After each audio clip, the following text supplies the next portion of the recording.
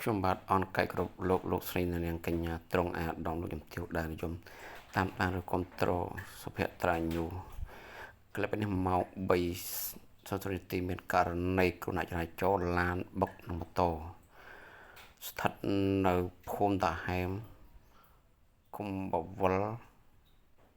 ស្រុកបាត់ដំបងខេត្តបាត់ដំបងបងប្អូនណាបាត់ដំបងយើងហ្នឹងត្រូវថ្ងៃទី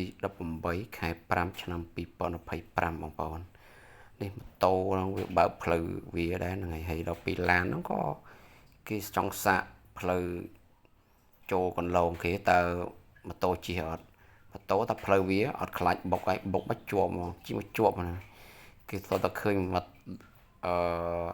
គូជួលគ្នានេះដូចឡានហើយម៉ូតូជួលគ្នាដែរបងប្អូនជួលនេះជាប់ទៅមកមិនស្រួលទេណាជាប់ឆ្កឹងមកឡានជាប់មកបុបមកម៉ូតូជាប់ឆ្កឹងបងប្អូនពេលណាហ្នឹងថាសំដែងនេះមិនសំដែងទេណាបុកគ្នាមែនទេបងប្អូនហ្នឹងថាបុកអានេះទៅចូលផ្លូវអញថាបុកហើយទៅចូលស្ដាំថាបុកហើយអត់ទុកទេ